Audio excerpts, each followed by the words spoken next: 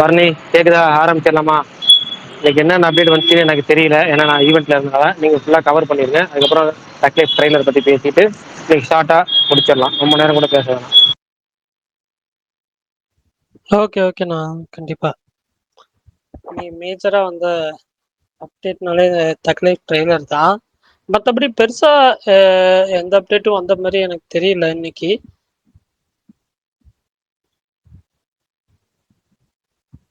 எனக்கு சீரியஸா வேற எந்த அப்டேட்டுமே தெரில இன்னைக்கு. ஏதாவது வந்துச்சுனாலோ இல்லைன்னு தெரில. தக்லைஃப் ட்ரெய்லர் மட்டும்தான் நான் வந்து அப்டேட்டாவே பார்த்தேன். வேற எதுவும் பெருசா எந்த அப்டேட்டும் வந்த மாதிரி தெரில. மேஜர் அப்டேட்ஸ் ஏதாவது வந்துருந்துச்சுன்னா சொல்லுங்க, தெரிஞ்சுக்கிறேன். ஓகே, எனக்கும் பெரிய அப்டேட் வந்த மாதிரி தெரியல. டைரக்டா அப்ப தக்லைஃப் ட்ரைலருக்குள்ள ஆசிட் போயிடுவோம். அப்படின்ற ஒரு படம் வந்துட்டு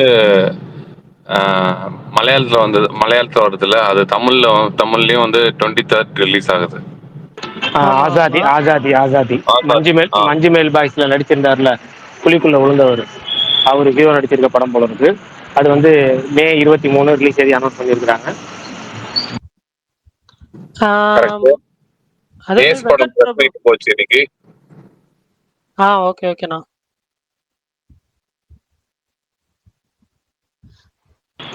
விஜய் ஆண்டனியோட 26வது படம், அதாவது ஜென்டில் அதான் உமன் அதான் படத்துடைய டைரக்டர் வந்து அடுத்து எடுக்கிற படத்துல விஜய் ஆண்டனி ஹீரோ நடிக்கிறாரு.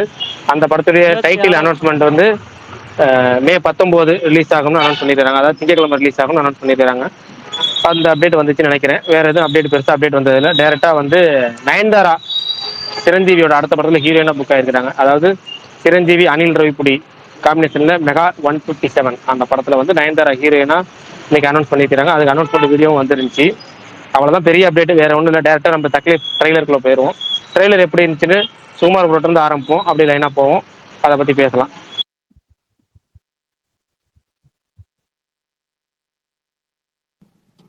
சூப்பரா சும்மா இருந்துச்சு ப்ரோ.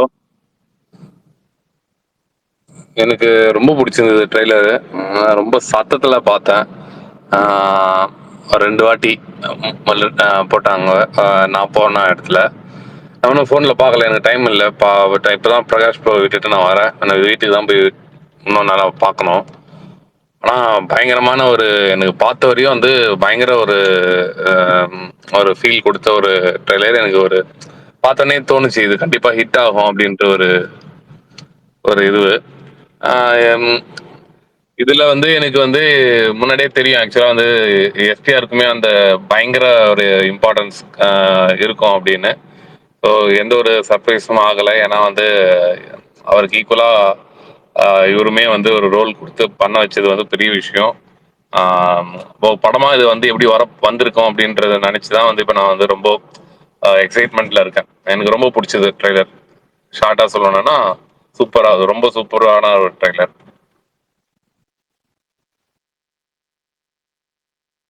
பரணி, உங்களோட ஒப்பீனியன்?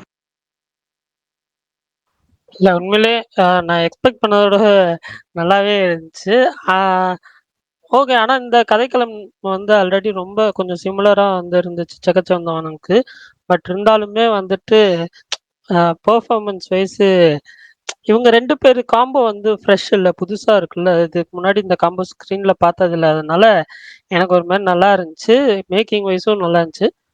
பட் எனக்கு என்னன்னா, இதுல ஆல்ரெடி வந்து கமல் விசஸ் சிம்புன்னு சொல்லிட்டாங்க. ஸோ, அதனால வந்து இந்த ஃபர்ஸ்ட் ஹாஃப் முடிஞ்சப்பயே இந்த ஃபேஸ் ஆஃப் ஸ்டார்ட் ஆயிடுச்சுன்னா நல்லா இருக்கும்னு ஃபீல் ஆகுது.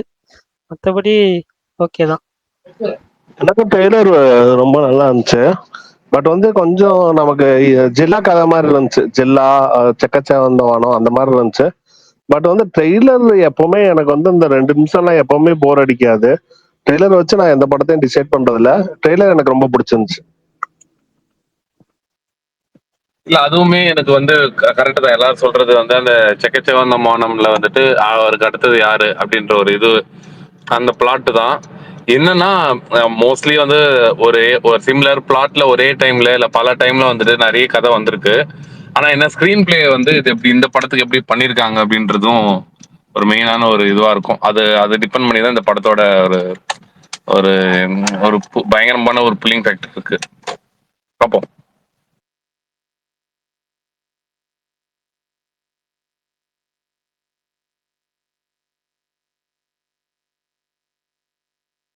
அந்த மாமன் படம் மாமன் படமும் பார்த்தேன் நானு.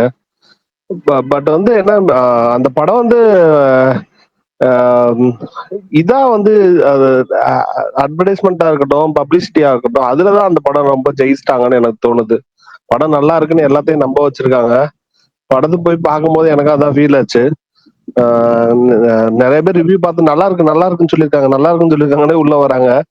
பட் வந்து படமா ஒரு 4-5 சீரியல் அடுத்தடுத்து பாக்குற மாதிரி இருக்கு. சன் டிவில ஒரு 6 மணிக்கு படத்தை ஆரம்பிச்சு 6 மணிக்கு சீரியல் ஆரம்பிச்சு ஒரு 9 மணி வரைக்கும் போற மாதிரி இருக்கு.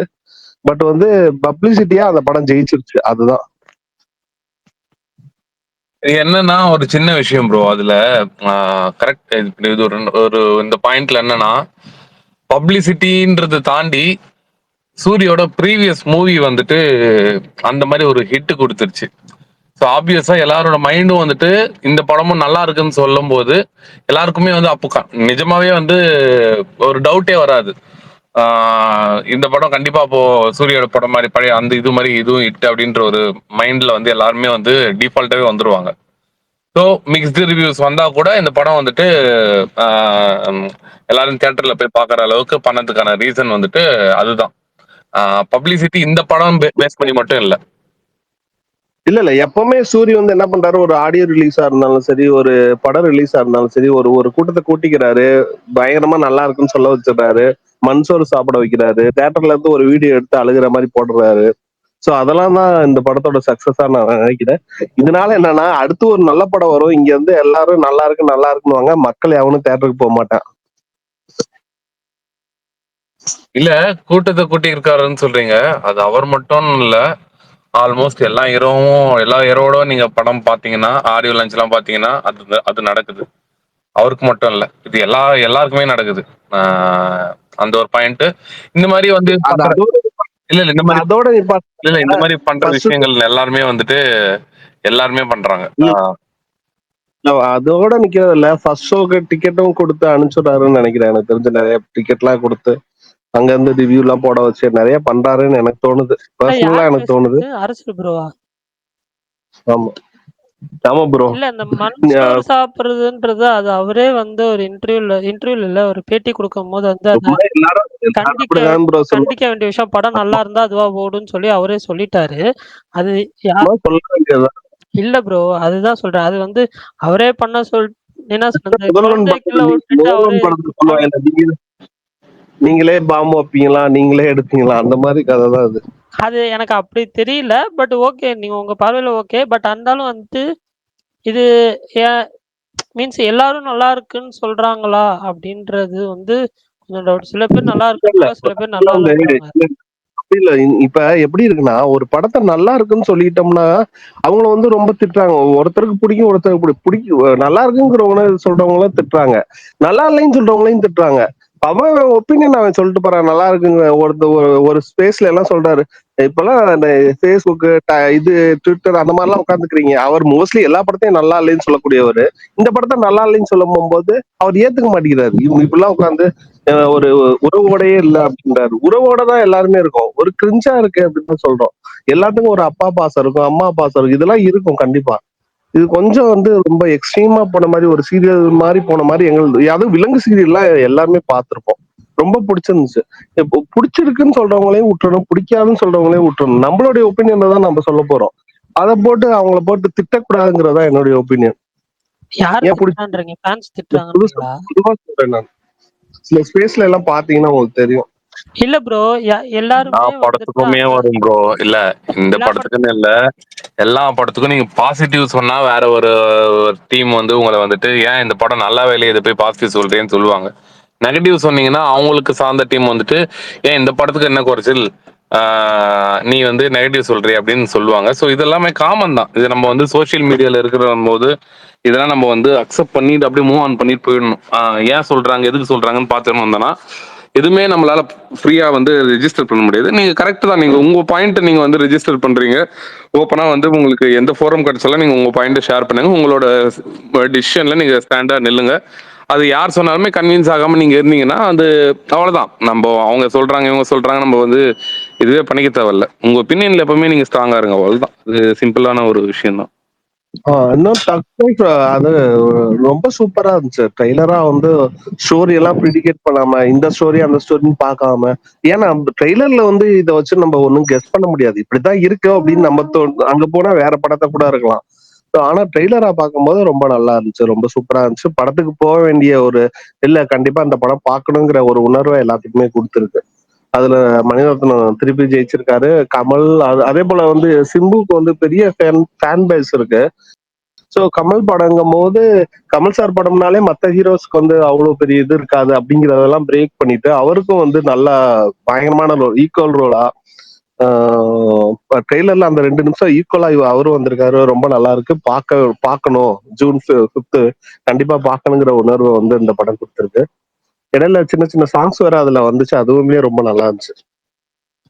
இல்ல ஒரே ஒரு இது மட்டும் நான் சொல்லிக்கிறேன்.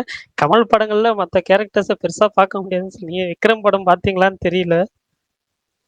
அதுதான் ப்ரோ. நீ மோஸ்ட்லி ரேர் இல்ல. எல்லா ப்ரோ ஹீரோஸும் இல்ல ப்ரோ. இருக்கலாம். ஆனா எனக்கு தெரிஞ்சு இல்ல நீங்க சொல்றது வந்துட்டு இது வந்து இந்த பாயிண்ட் வந்து அக்செப்டே பண்ணிக்க மாட்டாங்க. அவரோட படத்துல விக்ரம் மட்டும் வந்து நம்ம எடுத்துக்க முடியாது. பல படங்கள்ல வந்துட்டு அவரை தாண்டி நிறைய பேர் வந்து காட்டியிருக்காங்க. நீங்க அது ஒரு படத்தை மட்டும் நீங்க வந்து வச்சு சொல்றீங்கன்னு நினைக்கிறேன். கமல் வந்து பீக்ல இருந்த டைம்ல ரஜினி வரும்போது ரஜினிக்குமே ஸ்கிரீன் ஸ்பேஸ் கொடுத்து நடிக்க வச்சவர் கமல். இது வந்து இது இருக்கிற ஃபேக்டர் நம்ம அக்செப்ட் பண்ணி தான் ஆகணும். அதை நம்ம வந்து இல்லைன்னு சொல்லிட முடியாதுல்ல. இது ரஜினியே சொல்லியிருக்காரு. ரஜினியே வந்து இது இந்த நிறைய ஸ்டேஜ்ல வந்து சொல்லியிருக்காரு. இது அவரை ஓப்பனா அட்மிட் பண்ணணும்னு அவசியம் இல்லை. அவர் இப்ப அவரு படத்துல ஸ்கிரீன் ஸ்பேஸ் கொடுக்கல அப்படின்றது வந்து நம்ம வந்து அதை நம்ம கிரெடிட்டை வந்து நம்ம ஈஸியா இது பண்ணிட்டு போயிட முடியாதுல்ல. அவருக்கு நல்ல கதை, நல்ல டிமாண்ட் இருக்கு, இதுல இவர் நடிச்சா ஈக்குவலா பண்ணா நல்லா இருக்கும் அப்படின்னா அது யாருக்கு இருந்தாலுமே கொடுக்குறாரு. அது நான் நிறைய படங்கள்ல வந்து நான் பார்த்திருக்கேன். சோலோவா பர்ஃபார்ம் பண்ணி அவர் மட்டும் ஸ்கோர் பண்ணணும் அப்படின்னு வந்து பார்த்தது கிடையாது. இல்ல நான் அந்த மீனிங்ல சொல்ல. நான் வந்து அவர் நடிப்பை தூக்கி சாப்பிட்டுருவாரு. மத்தவங்க இருக்கிற மாதிரி தெரியாம போயிருவாங்கன்னு தான் சொல்ல வந்தேன். இல்ல அது நீங்க அவர் சொல்றீங்கல்ல, இந்த பாயிண்ட் வேணா வந்து அக்செப்ட் பண்ணிக்கலாம். அது வந்து கமலுக்கு ஈக்குவலா நின்று நடிக்க மற்ற ஆக்டர் வந்துட்டு கொஞ்சம் சிரமப்படலாம்.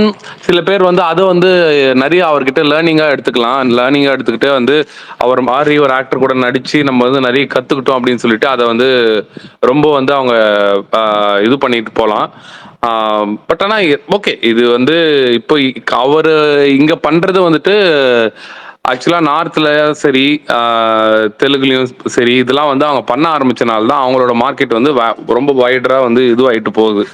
அது வந்து அவர் வந்து ரொம்ப வருஷமா இங்க பண்ணிட்டு இருக்காரு. அது பெருசா வந்து இதுவரையும் வந்து எந்த ஒரு படத்துலயுமே வந்து அது இது ஆகல. விக்ரம்ல வந்து அவருக்கு அதுக்கான ஒரு இது கிடைச்சது. அதுக்கப்புறம் இப்ப இந்த படம் தக் லைஃப் வருது. நீங்க பாத்தீங்கன்னா தெரியும், எங்க பாத்தீங்கன்னாலுமே தெரியும், ப்ரொடக்ஷனுமே கமலஹாசன் தான்.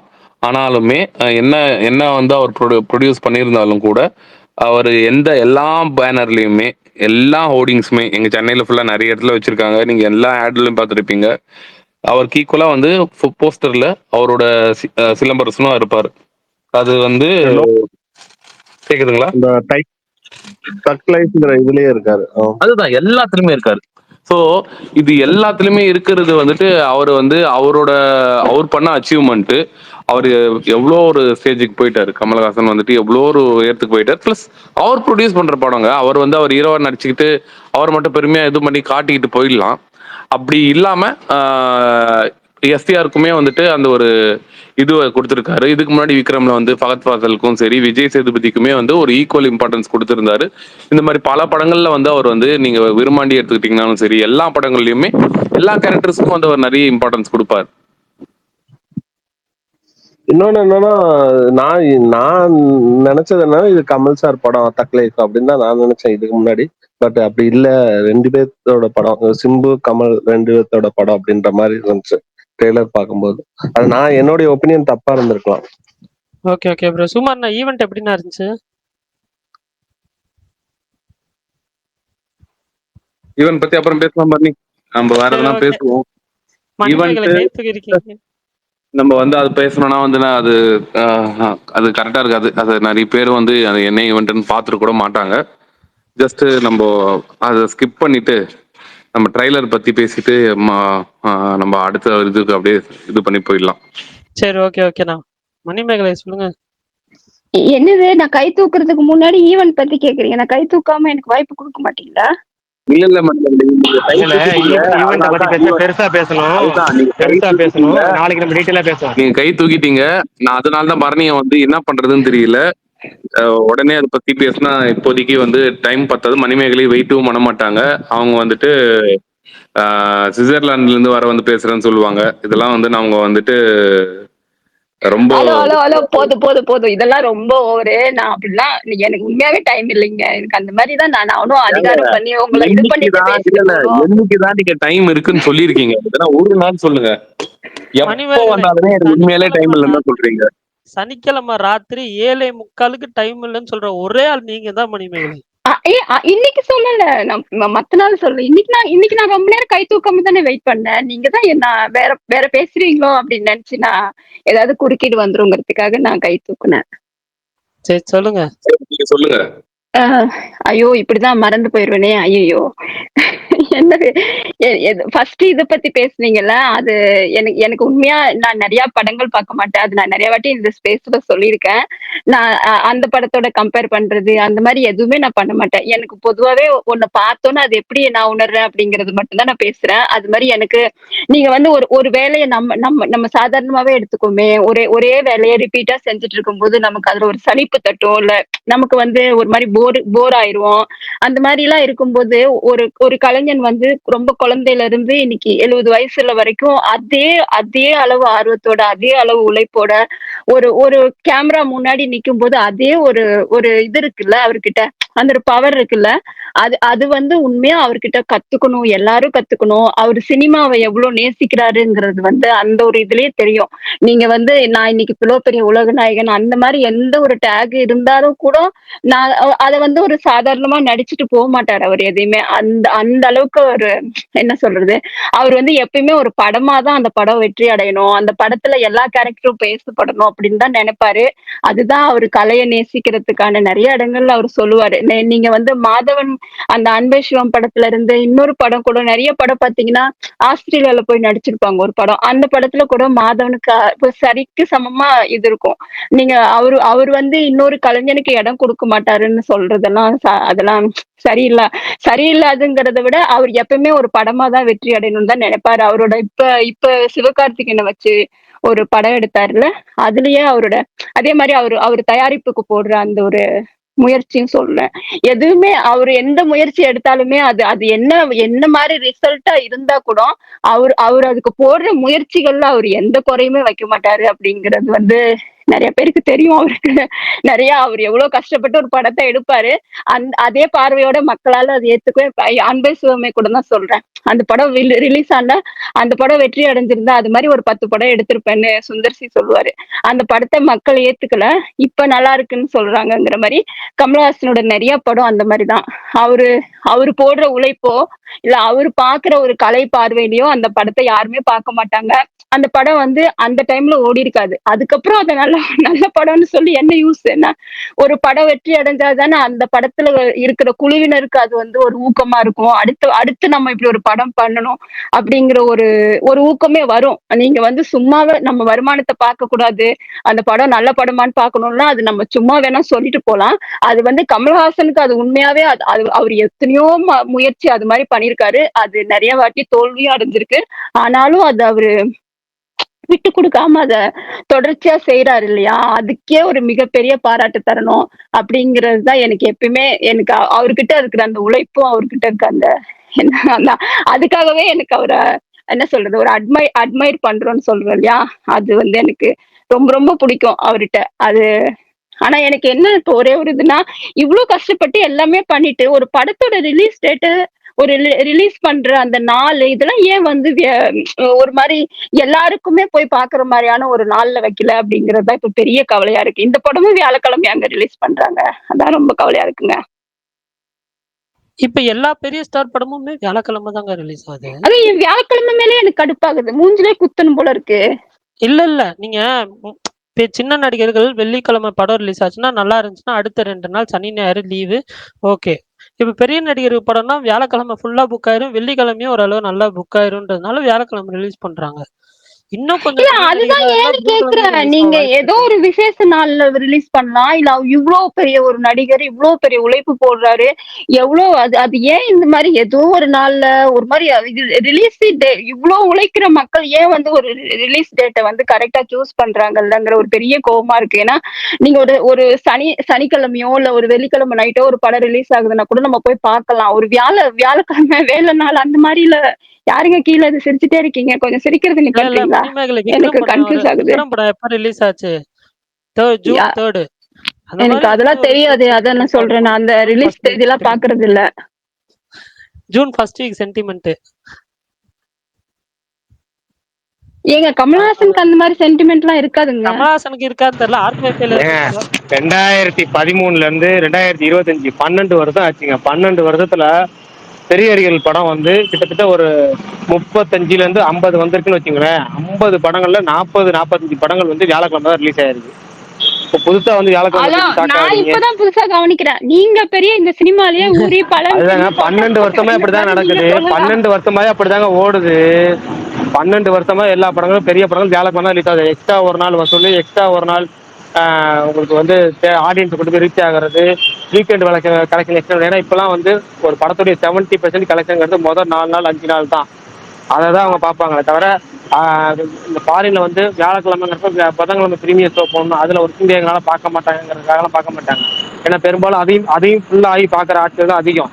இன்னைக்கு ஒரு நாள் கூடுதல் வசூல் கொடுக்குது. ஓ ஒர்க்கிங் டேல அப்ப நீங்க பின்னாடி இது லேட் ஆகுதுன்னா நல்லது முன்னாடி எல்லாம் முதல் நல்லதுன்னு நாள் சொல்றீங்களா? ரசிகர் பார்த்துருவாங்க. வியாழக்கிழமை பண்றது நல்லது. ஆமா அதுதான் நல்லது. தமிழ் சினிமாவுக்கு ஒரு நாள் ஆமா ஒரு நாள் கூடுதல் கண்டிப்பா. கலெக்ஷன் ஆகுது. ஏன்னா இன்னைக்கு முதல் வீக்கெண்ட் தான் கலெக்ஷனு. சரி அப்புறம் இன்னொன்னு மாவீரன் எங்கங்க? அவரு தானேங்களா எப்ப பார்த்தாலும் ஸ்பீக்கருக்கு வருவாரு. அவருக்கு நான் ஒரு நன்றி அவர் சொல்லணும்னு. படம் பார்க்க போயிட்டாரு. அவர் படம் பார்க்க போயிட்டாரு. ஆ மிஷன் பாசிபிள் படம் பார்க்க போன போயிட்டாரு. தடவ நான் எப்பயோ ஒருக்கா பேச வரும்போது எனக்கு நெறைய பாயிண்ட்ஸ்லாம் எடுத்து குடுத்தாரு. நான் அத போய் மறுபடியும் ரெக்கார்டிங் கேட்டேன். நான் அத கொஞ்சம் திமிரா பேசிட்டேனோ அப்படின்னு சொல்லிட்டு நான் போய் எதுக்கும் கேட்டு பார்ப்போம். ஏன்னா நீங்க வேற எல்லாரும் ஏற்கனவே எனக்கு கமெண்ட் பண்ணிட்டே இருக்கீங்க. வந்தா ஸ்பீக்கர வாங்குறாங்க, பேசுறாங்க, போயிடுறாங்க அப்படின்னு. அதனால கொஞ்சம் திமிரா தெரியுதா இல்ல நார்மலா பேசியிருக்கனான்னு நான் போய் ரெக்கார்டிங் கேட்டு பார்த்தேன். நான் சொல்ல வர பாயிண்ட்ஸ்ல நான் எதுக்காக அத பேச வரேன்னு சொல்லி அவரு நல்லா பாயிண்ட்ஸ் எடுத்து குடுத்துட்டுங்க. அப்படியே சந்தடி சாக்குல அப்படியே என்ன கலாய்ச்சிருக்காருங்க. கமல்ஹாசன் ஃபேன்னா அப்படிதாங்க பேசுவாங்க. அதெல்லாம் கண்டுக்காதீங்க அப்படின்னு சொல்லிட்டு என்ன வந்து ஏதோ நான் குழப்பி பேசுற ஒரு ஆள் மாதிரி என்ன கலாய்ச்சிருக்காருங்க. நான் இவ்வளவு தெளிவா பேசுறேன். என்னையவே கமல்ஹாசன் ஃபேன்னா குழப்பி பேசுவாங்கன்னா அவர் எப்படி பாருங்க. அவரே கமல்ஹாசன் ரசிகா இருந்துட்டு இதெல்லாம் பண்ணிருக்காரு. அவருக்கு பெரிய ஒரு கண்டனம் தெரிவிக்கணும்னு நினைச்சேங்க. அவர் ஆள் இல்லாம போயிட்டாரு. உண்மையா நல்லா கண்டனமா? ஆமா. நல்ல பாயிண்ட்ஸ் எடுத்து குடுக்குற மாரியே எடுத்து குடுத்துட்டாங்க. கமல்ஹாசன் வேணா அப்படிதாங்க இருப்பாங்க. கண்டுக்காதீங்க. அப்படியே சைடுல ஒரு கேப்ல இது பண்ணிட்டு போயிட்டாருங்க. ஏங்க அதுக்கு ஏங்க கண்டனம்னு பெரிய வார்த்தையெல்லாம் சொல்றீங்க? கண்டனம் பெரிய வார்த்தையா? இது என்னது? ஏங்க எனக்கு தெரியல. இந்த தூய தமிழ்ல பேசுறப்ப சில வார்த்தை பார்க்குறப்ப எனக்கு வந்து அது என்னமோ ஒரு இப்போ எனக்கு எப்படின்னா, இப்ப சாரின்னு சொன்னா அது சாரி அவ்வளோதான். ஆனா மன்னிச்சிருங்கன்னு சொன்னா அது என்னமோ பெருசா யாரோ இது பண்ண ஆமா. மாரி எங்க வருது. கமலஹாசன் சொல்ற மாரிதான். பாருங்க மன்னிப்பு கேட்கிறவன் பெரிய மனுஷன். அந்த மாரி. ஏங்க அதுக்கு சொல்லலங்க. வார்த்தைகள்ல சொல்றேங்க. நீங்க கண்டனம்ன்றத மேபி இங்கிலீஷ்ல சொல்லிட்டா இது பெருசா என்னது நீங்க புரிஞ்சுக்கலாம். கண்டன ஆர்ப்பாட்டம், கண்டன பொதுக்குழுலாம் கேட்டதே அதுதான். இல்லையா? அந்த மாரி நீங்க போராட்டம் பண்ற மனநிலையில அந்த ஒரு அவங்கலாம் பேசுவாங்கல்ல, அந்த மாரி பேசுறீங்களா? ஸோ அட அதனால நம்ம சாரி. கண்டன ஆர்ப்பாட்டம் பண்ணா அப்படியே ஒரு 10 பேர் வந்து 100 ஒரு ஆள் வர்றது பெரிய விஷயம். இதுல ஏதோ பெரிய 10 பேர் வர மாரி என்னது இது கண்டனத்துக்கு ஒரு இவ்ளோ பெரிய டாபிக். சரி. ஓகே. ஃப்ரீயா விடுங்க. உங்களுக்கு ட்ரெய்லர் புடிச்சதுல்ல? நீங்க ஐயோ! புதன்கிழமை ச போய் படம் பார்ப்பீங்கல்ல? செம்மையா வியாழக்கிழமை. புடிச்சுச்சு. நீங்க போன தடவ எனக்கு எனக்கு எனக்கு அவரோட காம்பினேஷன் தான் பிடிக்காது. வேணாம். அவர பத்தி அப்புறம் வன்மம் பேசுற மாரி ஆயிரும். அ எனக்கு அந்த இயக்குனர் மேல தான் கொஞ்சம் நம்பிக்கை இல்லாம இருந்தது. கொஞ்சம் பயமாவே இருந்தது. ஏன்னா ஃபர்ஸ்ட் யார டைமு சொல்றீங்க? இந்த படத்தோட இயக்குனர் தான். அவரு வந்து ஃபர்ஸ்ட் டைம் எடுத்து எங்க கமலஹாசன ரொம்ப எல்லாரும் ட்ரோல் பண்றதுக்கு காரணமாயிட்டாருன்னு எனக்கு கொஞ்சம் கோவமா இருந்தது அவர் மேல. இந்த தடவ எனக்கு ட்ரெய்லர் பார்த்தோன்னே புடிச்சிருக்கு. அதனால நான் கண்டிப்பா இங்க படம் வராம இருக்காது. கமலஹாசன் புரொடக்ஷன்ங்கிறனால கண்டிப்பா போவேன். ஓகேங்க. பார்த்துட்டு சொல்லுங்க. இதே ஸ்பேஸ்ல வந்து உங்க ரிவ்யூவ சொல்லுங்க. எப்படியும் பாசிட்டிவா தான் சொல்லப் போறீங்க. ஹலோ. அடி வாங்குவீங்க. நான் எப்பயுமே என்னோட கருத்து நான் எப்பயுமே தைரியமா சொல்லியிருக்கேன் எல்லா படத்துக்குமே. நீங்க ஏதாவது ஒரு படம் உங்களுக்கு பிடிக்கலன்னு ஏதாவது சொல்லியிருக்கீங்களா? என்ன ரீசென்ட்டா? படம்ப்பா? நான் நெறைய படத்துக்கு கருத்து சொல்லியிருக்கேங்க. நான் ஆன்டி இண்டியன்னு சொல்லக்கூடாதுன்னு சொல்லி தான் அமரனுக்கே கருத்து சொன்னேன். மறந்து போயிட்டீங்களா நீங்க? நெறைய பேரு நான் அமரன் இல்ல படம் உங்களுக்கு பார்த்துட்டு பிடிக்கலன்னு ஏதாவது சொல்லியிருக்கீங்களான்னு கேட்கிறேன். ஒரு படம் பாப்பேன். அதுல எந்த விஷயம் எனக்கு பிடிக்கலன்னு சொல்லுவேன். மொத்தமா கழுவி ஊத்த மாட்டேன். எந்த படம் எந்த எந்த பாட்டு பிடிச்சிருக்குன்னு சொல்லுவேன். இப்ப வந்து நான் கங்கோ படம் பார்த்துட்டு எனக்கு வந்து ஆடியோ பிடிக்கலன்னு சொன்னேன். ஆடியோ வந்து ரொம்ப நெஞ்சு வலிக்கிற மாதிரி இருக்குன்னு சொன்னேன். அதெல்லாம் விட்டுட்டாங்க. வேற மாதிரி நான் சொன்னதை மட்டும் எடுத்துக்கிட்டு கங்கோவே பிடிச்சிருக்குன்னு சொன்னாங்கன்னு பேசுவாங்க.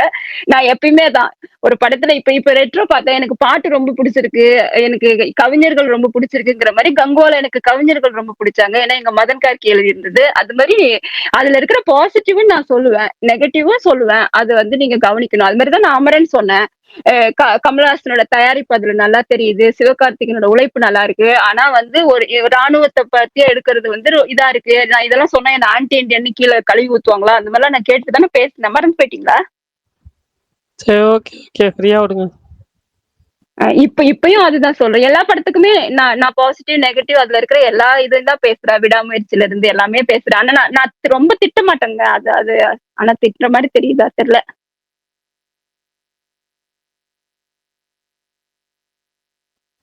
சரி பரணி, வேற யாரும் பேசுறாங்களா கேளுங்க, பேசிட்டு முடிச்சிருவோம். ஆமா, சரி sir, Sugan bro, master bro லேட்டா போட்டோம் இன்னைக்கு.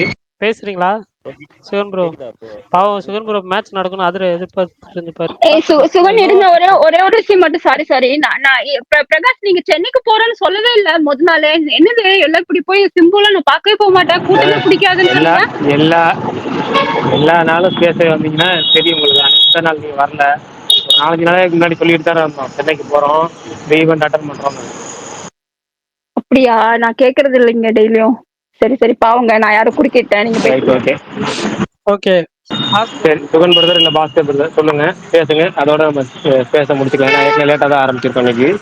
சீக்கிரம் முடிச்சு நல்லா சீக்கிரம் தூங்குவோம். இல்லை ப்ரோ, நானும் டிராஃபிக்ல தான் இருக்கேன். நீங்க இப்போ ஊருக்கு போயிட்டீங்களா இல்லை இங்கே இருக்கீங்களா? நான் பஸ் ஏற போறேன், இன்னும் ஒரு 10 நிமிஷம். பத்திரமா போயிட்டு வாங்க தலைவரே. Okay okay okay, master brother நீங்க சொல்லுங்க, சக்ஸஸ் ட்ரைலர் எப்படி இருக்குது? கேக்குதா ப்ரோ நான் பேசுறது? ரொம்ப லோவா கேக்குது ப்ரோ.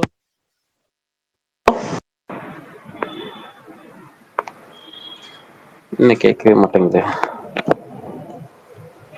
இப்ப பேசுங்க. இப்போ கேக்குதா ப்ரோ? இப்ப கேக்குது, சொல்லுங்க. ஓகே ப்ரோ, எனக்கு ட்ரைலர் ரொம்ப பிடிச்சிருந்தது ப்ரோ.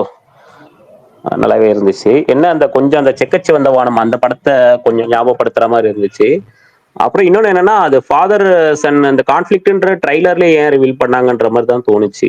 அது கொஞ்சம் மறைச்சு வச்சிருந்துருக்கலாம், கொஞ்சம் சர்ப்ரைஸாக இருந்திருக்கும். பட் இருந்தாலும் நம்ம ட்ரைலர் வச்சு எதுவும் ஜட்ஜ் பண்ண முடியாது. மேபி படத்தை பார்த்துட்டு தான் தெரியும் அது. Okay okay bro. Mission impossible போனீங்களா இன்னைக்கு? ரிவ்யூ சொல்லுங்க ப்ரோ. நான் போனதா? ஆமாமா. எனக்கு வந்து அதுதாங்க, ஒரு ஃபர்ஸ்ட் 1 ஹவர் வந்துட்டு நாங்க ஒரு 7 படம் எடுத்திருக்கோம்ல, இது 8வது படம்ல. அதனால நாங்க 7 படத்துக்கான ரெஃபரன்ஸா ஒரு 1 ஹவர் காமிப்போம் அப்படின்னு சொல்லி 1 ஹவர் அதுக்காக டைம் ஸ்பெண்ட் பண்ணி ஒரு இது பண்ணியிருக்காங்க. அதுக்கப்புறம் தான் கதைக்குள்ள போனாங்க. சரி, கதைக்குள்ள போயிட்டாங்க, இனிமே கொஞ்சம் நல்லா இருக்கும் அப்படின்னு பார்த்தா 2 செட் பீஸ் சீன் வச்சிருக்காங்க. அந்த 2 சீனுமே வந்து கொஞ்சம் லென்த்தியா எடுத்து வச்சிருக்காங்க. ஆனா வந்துட்டு கொஞ்சம் இன்னும் கொஞ்சம் ஃபாஸ்ட்டா எடுத்துக்கலாம். இல்லன்னா இந்த இவ்ளோ ரன் டைம் வந்து இந்த படத்துக்கு தேவையில்லையோ! அப்டின்ற மாதிரி எனக்கு ஃபீல் ஆச்சு. அ அதுதான். ஆனா வந்துட்டு உண்மையிலேயே சொல்றேன், அந்த பைப்லைன் அந்த சீக்வென்ஸ் வந்து செம்மையா இருந்துச்சு. தியேட்டர்ல பிக் ஸ்க்ரீன்ல பார்க்கறதுக்கு உண்மையிலேயே வந்து ஒர்த்து. அந்த ஃபுல் சீக்வென்ஸுமே வந்து சூப்பரா பண்ணியிருந்தாங்க. பட் ஆனா வந்து கதையா, ஸ்க்ரீன் பிளேவா பார்க்குறப்ப எனக்கு பெருசா வந்து இம்ப்ரெசிவா தோணல. அது மட்டும் தான். அதனால படம் எனக்கு வந்து ஆவரேஜ் ஃபிலிமா இருந்துச்சு ப்ரோ. நான் இங்கிலீஷ்ல தான் பார்த்தேன். Okay bro, okay. Okay. Thank you. சரி, ஓகே. முடிச்சிடலாமா? நாளைக்கு வந்து டக்ளைஸ் ட்ரைலர் ஓகே ப்ரோ, உங்க வாய்ஸ் கேட்கல சீரியஸா. நீங்க ஆனா என்ன பேசுறீங்கன்னு புரியல. என்ன பேசுறாருன்னு எனக்கு தெரியல. நாளைக்கு தக்லைஃப் ட்ரைலரை பற்றியும் இந்த ஈவெண்ட்டை பற்றி நாளைக்கு முழுசா பேசலாம்னு சொல்கிறாருன்னு ஓகே நினைக்கிறேன். Okay okay okay, by.